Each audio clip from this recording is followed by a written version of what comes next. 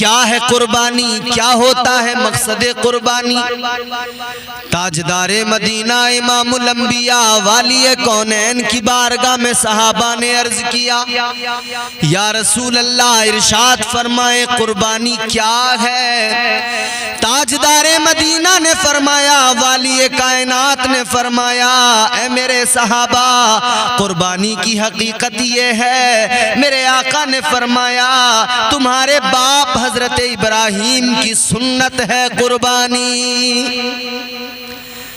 हजरत इब्राहीम अलैहिस्सलाम की सुन्नत, हुजूर ने इसकी अहमियत बयान फरमाई।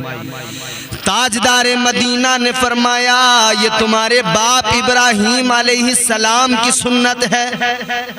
अर्ज किया गया, सहाबा ने अर्ज किया, या रसूल अल्लाह इस कुर्बानी से हमें क्या सवाब मिलेगा। मेरे मुस्तफ़ा करीम ने फरमाया, इसका सवाब ये कि हर बाल के बदले एक नेकी मिलेगी। जो जानवर तुम ज़िबा कर रहे हो उसके जिस्म पर जितने बाल हैं, हर बाल के बदले अल्लाह ताला एक नेकी अता फरमाता है। खुश हो जाएं वो लोग जो कुर्बानी किया करते हैं, अपने मुकद्दरों पे नाज करें। कुछ लोग ऐसे जो जान छुड़ाते हैं, हीले बहाने तलाश करते हैं, हिसाब नहीं है, मौका नहीं है। याद रखना मेरे अजीजों, ये कुर्बानी मेरे मुस्तफ़ा करीम फरमाते हैं कुर्बानी करना सुन्नत इब्राहीमी है। और खुद मेरे आका ने कुर्बानी की तो ये मेरे हुजूर की भी सुन्नत बन गई, वाली कायनात की भी सुन्नत बन गई, जाने कायनात की भी सुन्नत बन गई। और मेरे हुजूर ने अपनी जानिब से भी कुर्बानी की, ताजदार मदीना ने उम्मत की जानिब से भी कुर्बानी की। मेरे मुस्तफ़ा के प्यारे दामाद, दामाद पैगंबर, फातह खैबर, मुश्किल कुशा, हैदर कर्रार, मौला अली, हजरत अली रज़ी अल्लाह ताला अन्हु ने भी हुजूर की उम्मत की तरफ से भी कुर्बानियाँ की हैं और हुजूर की जानिब से भी कुर्बानियाँ की हैं। मेरे अजीजों, अगर अल्लाह ने नवाजा है, जान न छुड़ाओ, कोशिश किया करो। अगर अल्लाह ने माल दिया है, अपनी भी करो और हुजूर की जानिब से भी कुर्बानी किया करो।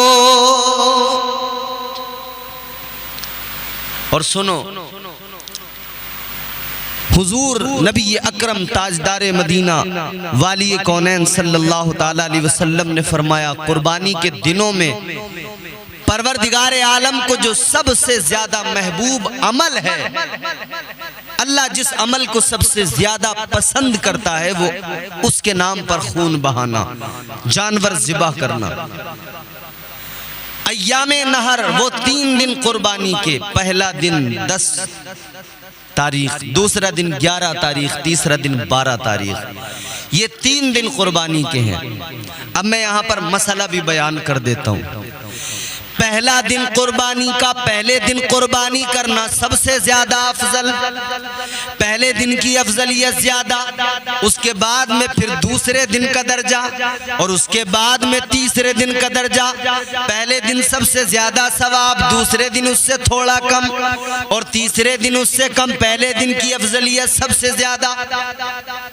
और कुर्बानी करते हुए ये भी ख्याल रहे, नामो नमूद के लिए कुर्बानी न की जाए, दिखावे के लिए कुर्बानी न की जाए।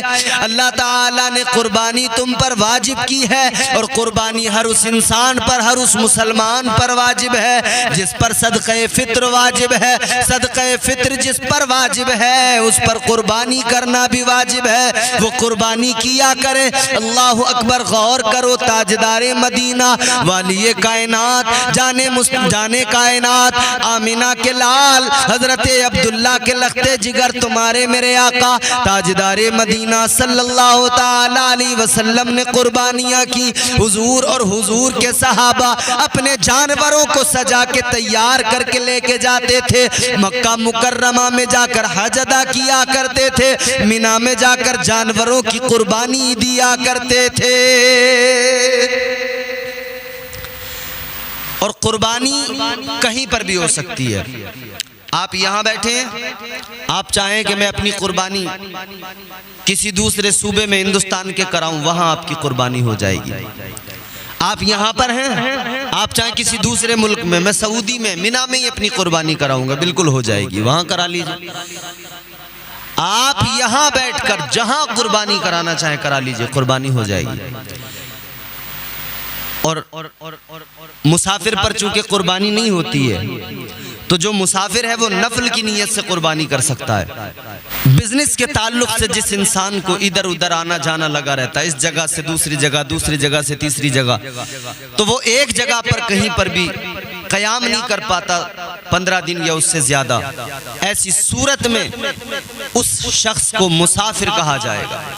यानी कोई शख्स अपने घर से निकले, तकरीबन 92 किलोमीटर वो घर से निकल गया, अब उसके बाद में वो शख्स उस जगह पर 2 दिन 4 दिन क़याम कर रहा है, तब वो मुसाफिर है। हाँ, अगर 15 दिन से ज्यादा उसके रुकने की नीयत है, तब फिर वो मुसाफिर नहीं, मुकीम बन जाएगा।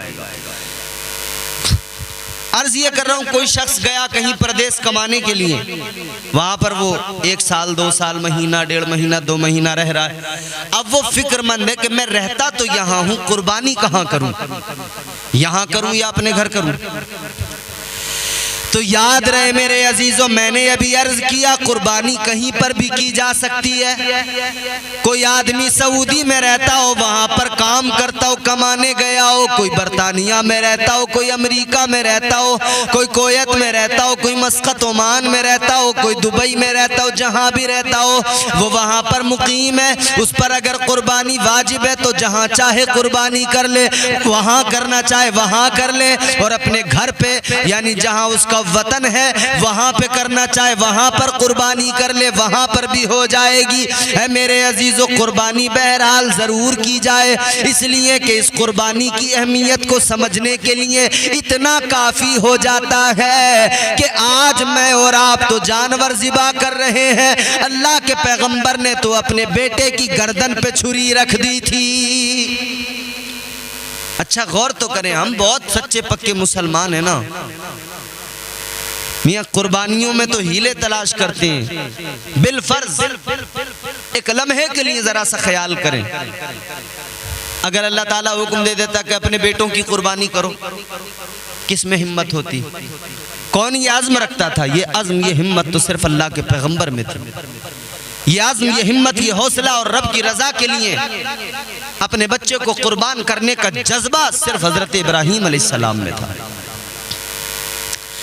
और फिर यही जज्बा हमें आगे भी देखने को मिलता है, यही जज्बा देखने को मिलता है हमें करबला के मैदान में।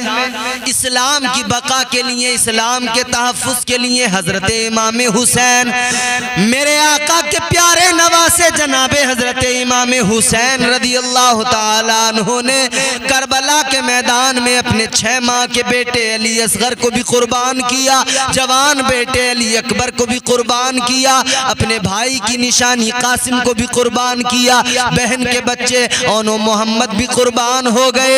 उसी करबला के मैदान में खुद मेरे मौला, खुद मेरे आका इमाम हुसैन भी शहीद हो गए, जामे शहादत नोश कर लिया, मगर इस्लाम पर आँच ना आने दी। इस्लाम की बका के लिए, इस्लाम के तहफ़्फ़ुज़ के लिए मेरे मौला इमाम हुसैन ने कुर्बानी पेश कर दी। इमाम हुसैन ने सरे मुबारक कट गया, नेज़े पर चढ़ गया, नेज़े पे चढ़ के सरे इमाम ने कुरान सुना दिया। फिर इसीलिए तो कहने वाले ने कहा, इस्लाम सिरसवी का शेर मुझे याद आता है, वो कहते हैं लहू से सब्र की शम्मा जला रहे हैं हुसैन, सितम के मुंह पे तमाचा लगा रहे हैं हुसैन, ये उनकी फतह मुबी का सबूत रोशन है, गला कटा के भी कुरान सुना रहे हैं हुसैन। ये जज्बा उधर हजरत इब्राहीम का था कि बेटे की गर्दन पे छुरी रख दी थी, इधर ये जज्बा इमाम हुसैन का था कि अपने बच्चों को कुर्बान कर दिया, खुद कुर्बान हो गए। अल्लाह ताला ने कुरान मजीद में जो इम्तिहानात के ताल्लुक से फरमाया ना, अल्लाह ने फरमाया हम तुम्हें आजमाएंगे।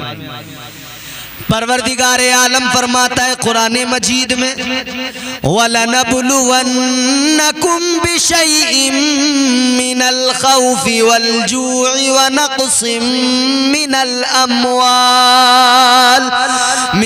अम्वालि वल अनफुसि वस्समरात वबश्शिरिस साबिरीन।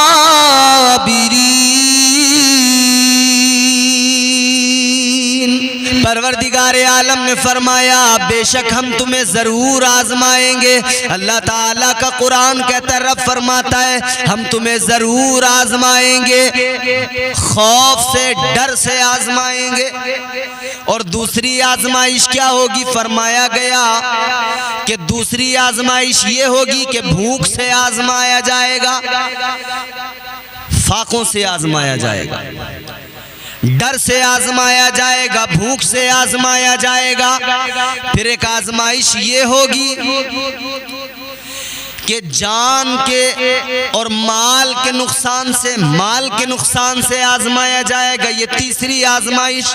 फिर जान के नुकसान से, जान का नुकसान होगा, जान पर बन पड़ेगी, उससे आजमाया जाएगा। चौथी आजमाइश। पांचवी आजमाइश फलों की कमी से, ये फलों के ताल्लुक से जो जिक्र किया ना, यहाँ पर फल से मुराद औलाद है, यानी औलाद से आजमाया जाएगा, डर से आजमाया जाएगा, भूख से आजमाया जाएगा, जान से आजमाया जाएगा, माल से आजमाया जाएगा, औलाद से आजमाया जाएगा, 5 चीजों से आजमाया जाएगा। और अल्लाह ताला ने 5 चीजों से अंबिया को भी आजमाया। अल्लाह ताला ने अपने खास मुकर्रब बंदों को 5 चीजों से आजमाया। परवरदिगार आलम ने जनाबे हजरत इब्राहीम अलैहिस्सलाम को जब आजमाया, खौफ से आजमाया, डर से आजमाया, तो नमरूद के दरबार में खड़े हैं जनाबे इब्राहीम, सामने वक्त का शहंशाह खड़ा है अपने दरबार में, सामने वक्त का शहंशाह अपनी मसनद पे बैठा है। इधर इब्राहीम अलैहिस्सलाम अल्लाह के पैगंबर है, पूरी कायनात में कोई अल्लाह का नाम लेने वाला नहीं है, अकेले जनाबे इब्राहीम अलैहिस्सलाम है। आप अकेले अल्लाह का पैगाम सुना रहे हैं, आप अकेले अल्लाह की तौहीद का ऐलान कर रहे हैं। हजरत इब्राहीम अलैहिस्सलाम की आजमाइश है कि सामने बादशाह है, उसकी ताकत है, उसका लश्कर है, उसकी हुकूमत है, उसकी फौज है, वो चाहे तो एक लम्हे में जो चाहे वो नुकसान पहुंचा दे, लेकिन ये अल्लाह ने आजमाया है। परवरदिगार आलम ने खौफ से आजमाया। हजरत इब्राहीम अलैहिस्सलाम डरे नहीं, आपने उसके दरबार में खड़े होकर अलल ऐलान रब की तौहीद का ऐलान कर दिया। परवरदिगार आलम की तौहीद का परचम लहरा दिया। नमरूद ने कहा किस खुदा की बात करते हो? आपने फरमाया उस खुदा की बात करता हूं जो जिंदगी भी देता है, मौत भी देता है। ये कहने लगा जिंदगी और मौत तो मैं भी देता हूं। इसने 2 कैदी बुला लिए, एक वो जिसको सजा हो चुकी थी, एक वो जिसको आजादी मिल चुकी थी। इसने जिसे आजादी मिली थी उसे मौत की सजा सुना दी, और जिसको मौत की सजा मिली थी उसे आजाद कर दिया। कहा देखो जिंदगी और मौत तो मैं भी दिया करता हूं। ये बेवकूफ समझ रहा था कि जिंदगी और मौत इस तरह से दी जाती है, जबकि हजरत इब्राहीम अलैहिस्सलाम का जो मकसद था वो ये बताना था कि रब मुर्दे को जिंदा कर देता है और जिंदे को मुर्दा कर देता है।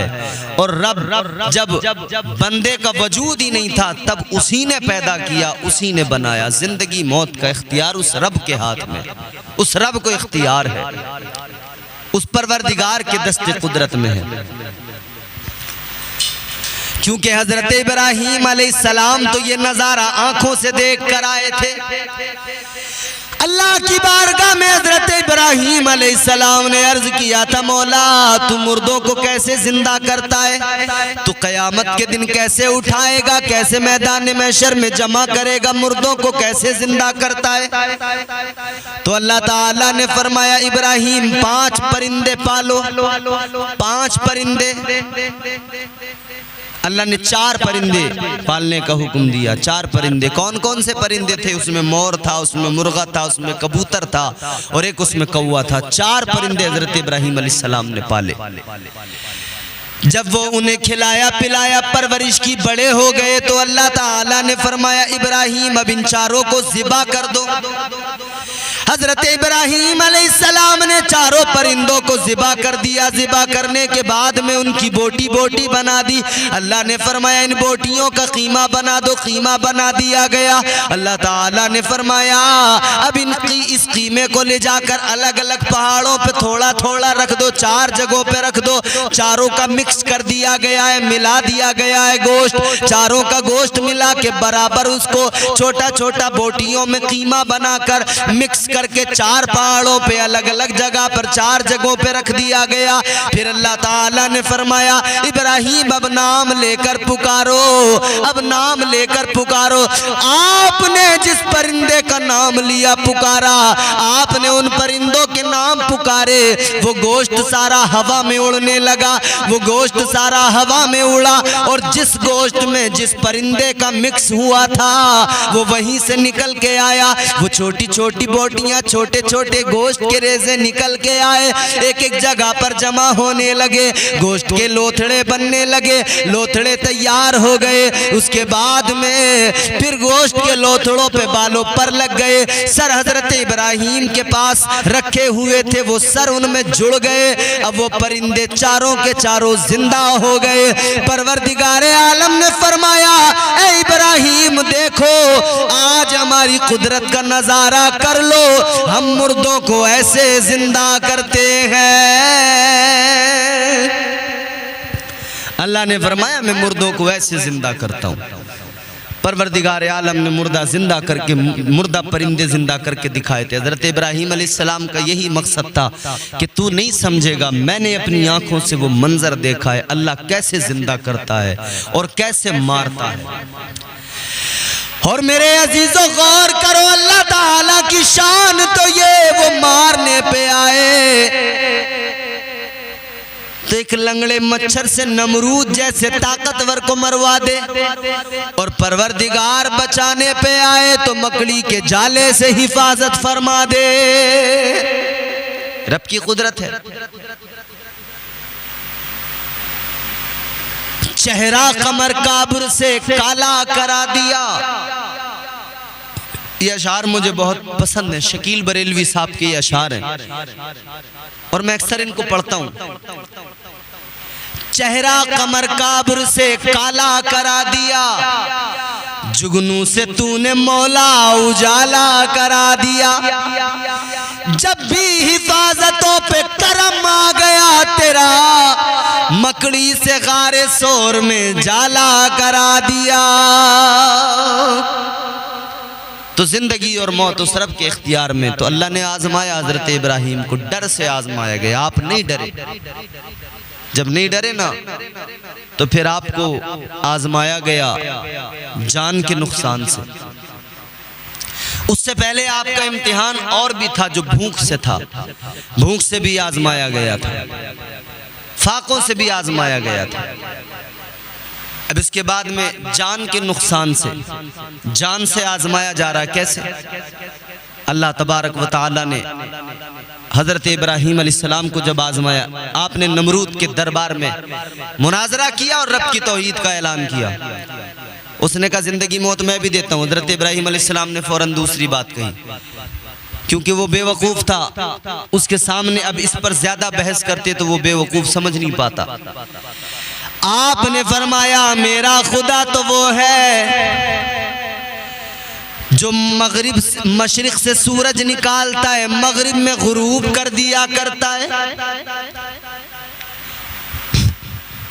ये जब हजरत इब्राहीम अलैहिस्सलाम ने फरमाया ना कि मेरा खुदा मशरिक से सूरज निकाल के मगरिब में गुरूब कर देता है, अल्लाह ने फरिश्तों को उसी वक्त ये हुक्म दे दिया था, ए फरिश्तों सूरज की तनाबे खींच लो। अगर बिलफर्ज ये नमरूद मेरे खलील से कह दे कि ये सूरज तो मैं निकालता हूँ, मैं इसको गुरूब करता हूँ, तो फौरन सूरज की तनाबे खींच लेना।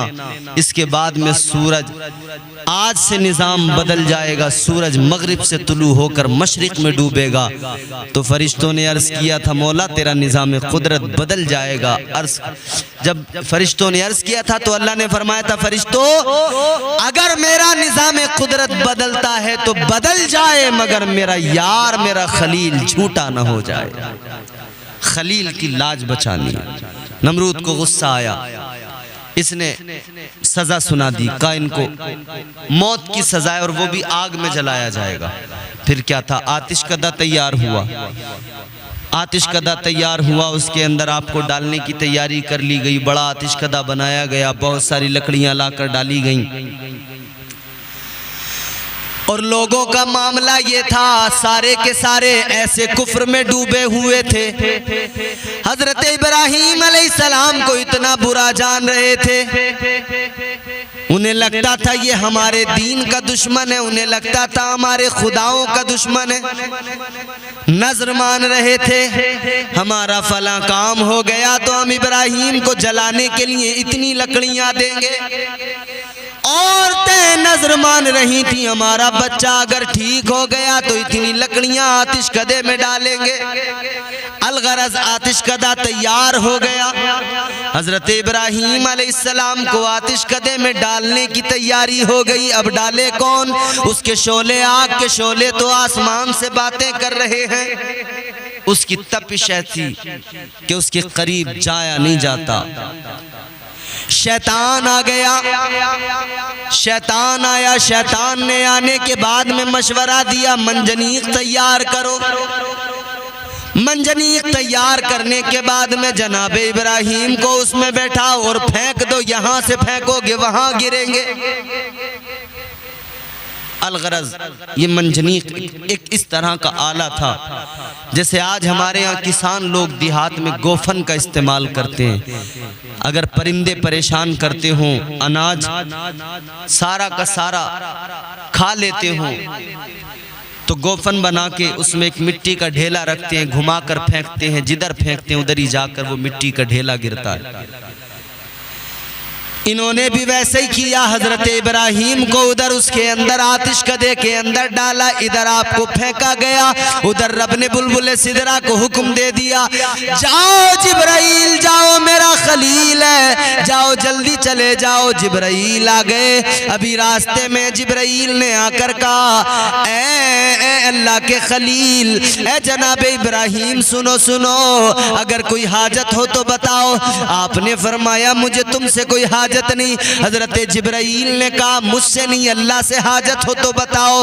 हजरत इब्राहीम ने फरमाया क्या मेरा परवरदिगार जानता नहीं है कि मुझे आग में डाला जा रहा है? अर्ज करने लगे वो तो परवरदिगार है, जानता है। कहा मेरे रब को खबर है? कहा हाँ रब जानता है, बाखबर है।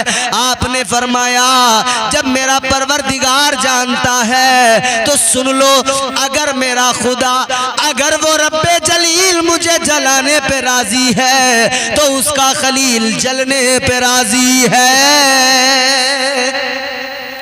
फरमाते जब मेरा रब जानता है तो फिर हाजत कैसी करूं? रब तो बाखबर है ना। अगर वो जलाना चाहता है तो मैं जलने को तैयार हूं। ये इम्तिहान था। अल्लाह ने फिर आतिशकदे को गुलजार बना दिया। आतिशकदा गुलजार बन गया। अच्छा, यहाँ पर एक बात मैं और अर्ज करता चलूं, तवज्जो से आप जरा सुने। आतिशकदा गुलजार बन गया। हजरत इब्राहीम अलैहिस्सलाम ने उसमें तकरीबन 40 दिन गुजारे। हजरत इब्राहीम अलैहिस्सलाम फरमाते मेरी जिंदगी के सबसे ज्यादा खूबसूरत हसीन दिन वही थे जो मैंने आतिशकदे के अंदर गुजारे। उससे ज्यादा मजे के दिन जिंदगी में कभी नहीं आए। तो कभी कभी ऐसा होता है कि बज़ाहिर तो मुश्किलें और मसाइब नजर आते हैं, लेकिन अगर साबित कदम रहें और डटकर उन मुश्किलों का मुकाबला करें और रब की रजा में राजी रहें तो फिर अल्लाह ताला उन मुश्किलों में ऐसी आसानियां पैदा फरमाता है कि बंदे की अक्ल हैरान रह जाती है। बस उसकी जात पर तवक्कुल हो, रब की जात पर भरोसा होना चाहिए कि मेरा रब है ना मेरा मुहाफिज, मेरा परवरदिगार है ना मेरा मुहाफिज, मुझे बचाने वाला। वो नवाजने पे आए तो नवाज दे जमाना, वो नवाजने पे आए तो नवाज दे जमाना। वो करीम ही जो ठहरा तो करम का क्या ठिकाना। हजरत इब्राहीम अलैहिस्सलाम की वालिदा ने देखा बेटा इब्राहीम आतिशकदे में गया था मगर वो तो गुलजार बन गया। तो आपने कहा बेटा मैं भी आ जाऊं। आपकी वालिदा ने कहा बेटा मैं भी अंदर आ जाऊं। हजरत इब्राहीम ने फरमाया माँ अगर तुम्हें अंदर आना है तो पहले मेरा कलमा पढ़ना पड़ेगा। कलमा पढ़ लो, मेरे परवरदिगार पर ईमान ले आओ, मेरे रब की रबूबियत पर, अहदियत पर, समदियत पर और मेरी रिसालत पर ईमान ले आओ। माँ ने कलमा पढ़ा, वो भी उसी के अंदर पहुंच गई। अच्छा, इधर नमरूद की जो बेटी थी उसने बुलंद मकान की छत से जब आतिशकदे की तरफ नजर दौड़ाई ना, उसने देखा कि आतिशकदा तो गुलजार बन गया, चमन बन गया। हैरान हो गई। उसने कहा वहीं से आवाज लगाकर, ए पैगंबर खुदा, ए इब्राहीम, ए खलील इलाही, मैं भी आपके पास आना चाहती हूँ, इसी आतिशकदे के अंदर, इसी गुलजार के अंदर। हजरत इब्राहीम ने फरमाया अगर यहाँ आओगी तो जान लो कलमा पढ़ना होगा, कलमा पढ़ कर आओ। अब ये तौहीद का प्रचार भी हो रहा है, तबलीग दीन की शुरू हो गई है, अल्लाह की तौहीद की तबलीग हो रही है। नमरूद की बेटी भी वहां से उसने छलांग लगाई, कलमा पढ़ा जनाब इब्राहीम अलैहिस्सलाम का, उसने छलांग लगा दी आतिशकदे के अंदर, उसी गुलजार में वहीं पे पहुंच गई। अल्लाह अकबर, गौर करो, वो उधर पहुंच गई, इधर हजरत इब्राहीम पर ईमान भी ले आई है। अल्लाह के पैगंबर ने, जनाब इब्राहीम अलैहिस्सलाम ने फिर उसका निकाह अपने बेटे के साथ में कर दिया। नमरूद की बेटी ईमान ले आई थी, निकाह हजरत इब्राहीम के शहजादे के साथ में बाद में हो गया। फिर अल्लाह ने क्या इज्जत नमरूद की बेटी को अता फरमाई। वो नमरूद की बेटी 20 नबियों की माँ बनी, 20 अंबिया की माँ बनी। बतनन बादा बतनिन, 20 अंबिया अलैहिमुस्सलाम की माँ बनी। तो अल्लाह जब नवाजता है तो फिर ऐसे नवाजता है, करम करता है तो फिर ऐसे करम करता है।